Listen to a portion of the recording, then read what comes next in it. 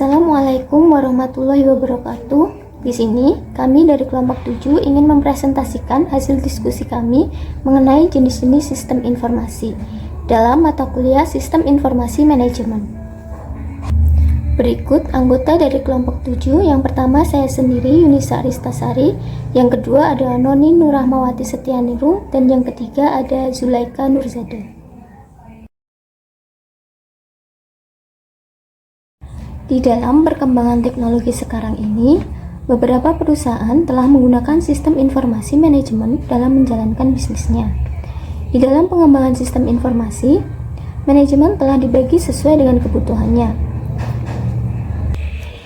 Dalam hal ini, sistem informasi manajemen terdiri dari sistem penjualan dan pemasaran, sistem manufaktur dan produksi, sistem keuangan dan akuntansi, sistem sumber daya manusia, sistem pemrosesan transaksi, sistem pendukung keputusan, dan sistem pendukung eksekutif. Baik, memasuki materi yang pertama yang akan saya jelaskan sendiri. Saya Yunisa Aristasari dengan NIM 215221064. Yang pertama mengenai sistem informasi penjualan dan pemasaran. Fungsi penjualan dan pemasaran bertanggung jawab dalam menjual produk atau jasa organisasi. Pemasaran memperhatikan mengenali pelanggan produk atau jasa perusahaan, menentukan kebutuhan dan keinginan pelanggan, merencanakan dan mengembangkan produk atau jasa untuk memenuhi kebutuhan dan mengiklankan serta mempromosikan produk atau jasa ini. Penjualan berkaitan dengan menghubungi pelanggan, menjual produk dan jasa, mengambil pesanan, dan melanjutkan penjualan. Sistem informasi penjualan dan pemasaran mendukung proses bisnis ini. Bisnis menggunakan informasi tersebut untuk melacak barang apa yang telah terjual, untuk menentukan pendapatan penjualan, dan untuk mengenali barang paling laku terjual dan pergerakan penjualan lainnya.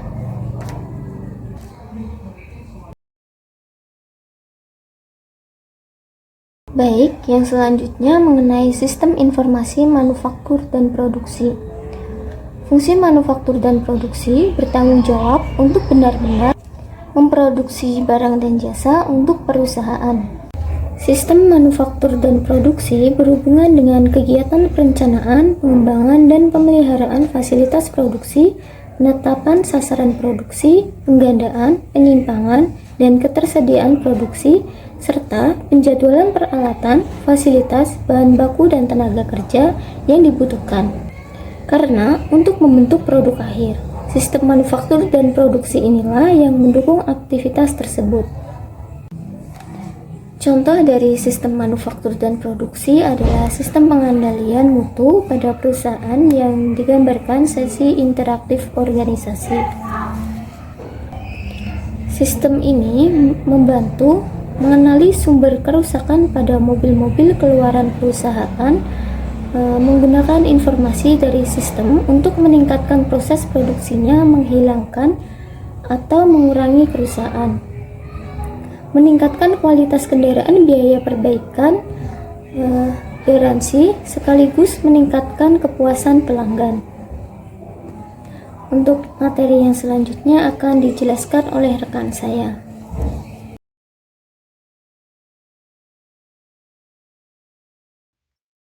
Baik, saya Noni Nurrahmawati Setianingrum, NIM 215221301 akan melanjutkan presentasi materi yang ketiga yaitu Sistem Informasi Keuangan dan Akuntansi.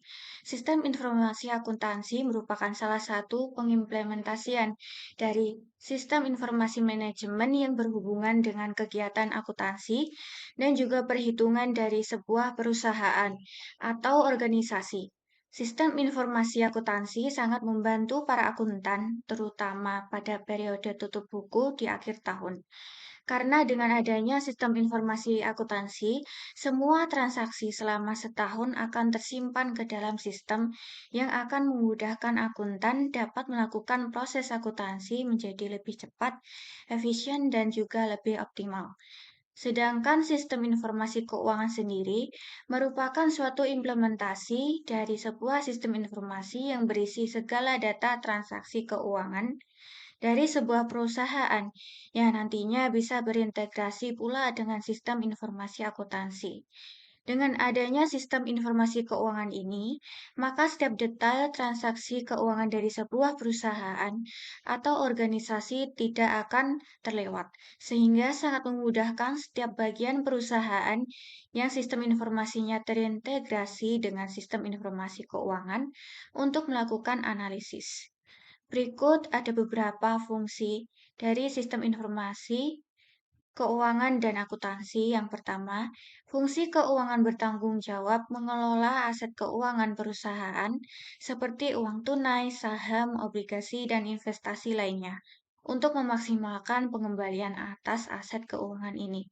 Yang kedua, fungsi keuangan juga bertanggung jawab dalam mengelola kapitalisasi perusahaan, menemukan aset keuangan baru pada saham, obligasi, atau bentuk utang lainnya untuk menentukan apakah perusahaan mendapatkan pengembalian terbaik atas investasinya. Fungsi keuangan harus memperoleh sejumlah informasi yang banyak dari sumber eksternal perusahaan. Yang ketiga, fungsi akuntansi bertanggung jawab menjaga dan mengelola catatan keuangan perusahaan, penerimaan, pembayaran depresiasi, penggajian untuk menghitung arus dana dalam perusahaan. Bagian keuangan dan akuntansi berbagi masalah yang terkait bagaimana menjaga jejak aset keuangan dan arus dana perusahaan. Di atas terdapat tabel yang menunjukkan sistem informasi keuangan dan akuntansi umumnya yang dapat menemukan pada organisasi besar. Manajemen senior menggunakan sistem keuangan dan akuntansi untuk menetapkan sasaran investasi jangka panjang untuk perusahaan dan untuk memberikan peramalan jangka panjang mengenai kinerja keuangan perusahaan. Manajemen tingkat menengah menggunakan sistem untuk mengamati dan mengendalikan sumber daya keuangan perusahaan.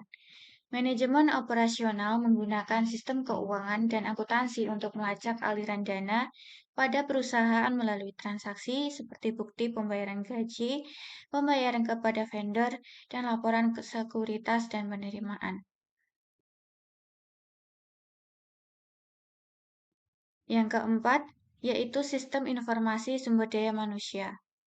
Adalah sistem informasi yang menyediakan informasi yang dipakai oleh fungsi personalia. Misalnya, berisi informasi gaji. Hubungan antara teknologi dan sumber daya manusia sangat erat kaitannya.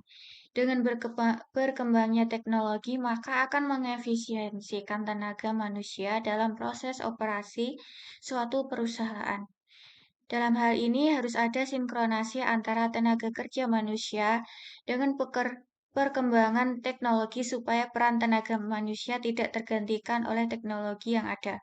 Melihat hal tersebut, harus adanya peningkatan kualitas para karyawan dalam bekerja, yaitu mampu berinovasi dan berkreasi dalam pekerjaannya, agar sumber daya manusia tenaga kerja tidak tergantikan oleh teknologi yang semakin hari semakin berkembang.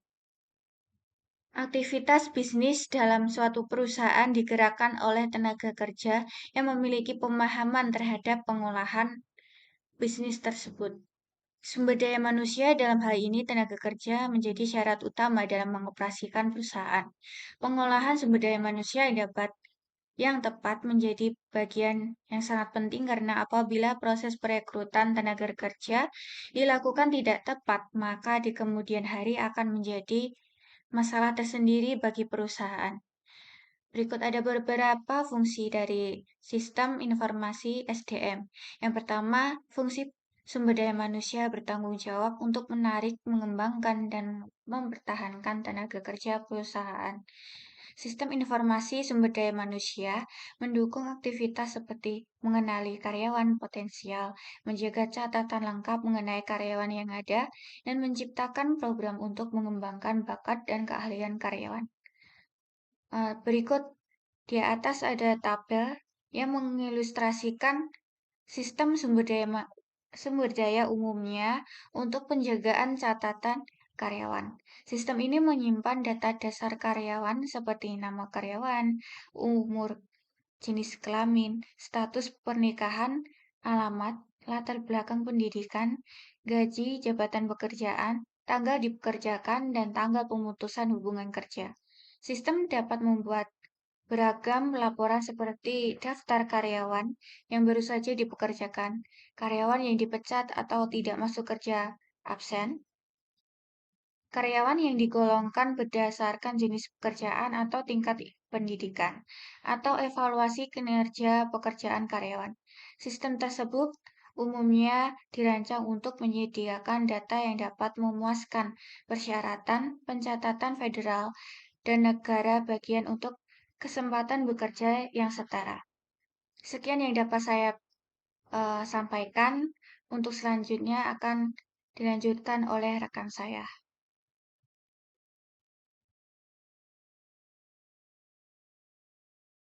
Baik, saya Zulaika Nurzada dengan NIM 215221319 akan menjelaskan materi mengenai sistem dari sudut pandang konstituen. Walaupun sudut pandang fungsional sangat berguna untuk mengerti bagaimana sistem bisnis melayani fungsi khusus, sudut pandang ini tidak memberitahu kita bagaimana sistem membantu manajer mengelola perusahaan. Di sini kita membutuhkan sudut pandang yang memeriksa sistem dalam bentuk beragam tingkatan manajemen dan jenis keputusan yang didukungnya. Setiap tingkatan memiliki kebutuhan informasi yang berbeda sesuai tanggung jawab yang berbeda dan masing-masing dapat dilihat sebagai pilihan informasi utama. Manajer senior membutuhkan informasi ringkas yang dapat secara cepat memberi informasi mengenai kinerja keseluruhan perusahaan, seperti pendapatan penjualan kotor, pendapatan berdasarkan produk dan wilayah, dan profitabilitas keseluruhan. Manajer tingkat menengah membutuhkan informasi yang lebih terperinci mengenai hasil area fungsional dan departemen tertentu para perusahaan, seperti hubungan penjualan oleh tenaga penjualan, statistika penjualan untuk pabrik atau lini produk tertentu, tingkat dan biaya kepegawaian, dan pendapatan penjualan untuk setiap bulan bahkan setiap hari. Manajer operasional membutuhkan informasi tingkat transaksi seperti jumlah suku cadang pada persediaan setiap harinya atau jumlah jam kerja pada hari Selasa oleh setiap karyawan. Pekerjaan ahli mungkin membutuhkan akses ke basis data ilmiah eksternal atau basis data internal dengan pengetahuan organisasi. Akhirnya, pekerja produksi atau kasir membutuhkan akses ke catatan pelanggan untuk mengambil pesanan dan menjawab pertanyaan dari pelanggan.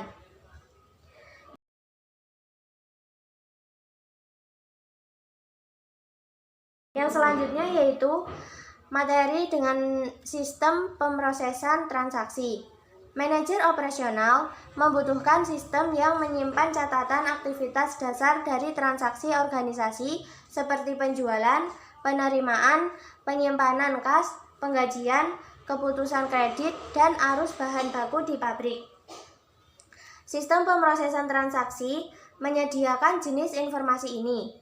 Sebuah sistem pemrosesan transaksi adalah sistem terkomputerisasi yang menjalankan dan mencatat transaksi rutin harian yang diperlukan untuk menjalankan bisnis, seperti memasukkan pesanan penjualan, pemesanan hotel, penggajian, pencatatan karyawan, dan pengiriman. Tujuan utama dari sistem pada tingkat ini adalah untuk melacak arus transaksi yang melalui organisasi. Pada tingkat operasional, tugas sumber daya dan tujuan ditentukan sebelumnya dan sangat terstruktur. Keputusan untuk memberikan kredit kepada pelanggan, contohnya, dilakukan oleh pengawas dengan tingkat yang lebih rendah sesuai dengan kriteria yang telah ditetapkan sebelumnya. Yang selanjutnya yaitu materi tentang sistem pendukung keputusan. Manajemen tingkat menengah membutuhkan sistem untuk membantu mengawasi, mengendalikan, membuat keputusan, dan aktivitas administrasi. SIM merangkum dan melaporkan operasi dasar perusahaan menggunakan data yang disediakan oleh sistem pemrosesan transaksi. Data transaksi dasar dari TPS dipadatkan dan biasanya disajikan pada laporan yang dibuat berdasarkan jadwal yang teratur. Saat ini, banyak dari laporan ini yang disajikan secara online. Dari gambar di atas menunjukkan bahwa bagaimana SIM atau Sistem Informasi Manajemen umumnya mengubah data tingkat transaksi dari persediaan, produksi, dan akuntansi menjadi file SIM yang digunakan untuk menyediakan laporan kepada manajer. SIM melayani manajer terutama yang tertarik pada hasil mingguan, bulanan, dan tahunan. Walaupun beberapa sistem informasi manajemen memungkinkan manajer untuk menggali lebih dalam untuk melihat data harian atau per jam jika dibutuhkan. SIM umumnya memberikan jawaban atas pertanyaan rutin yang telah dikhususkan dari awal, memiliki prosedur yang telah ditetapkan sebelumnya untuk menjawabnya. Baik, itu saja yang dapat saya sampaikan atas materinya. Terima kasih.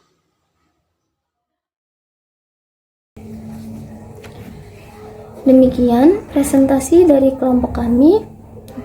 Semoga bermanfaat bagi kita semua. Apabila ada salah kata, mohon dimaafkan. Wassalamualaikum warahmatullahi wabarakatuh.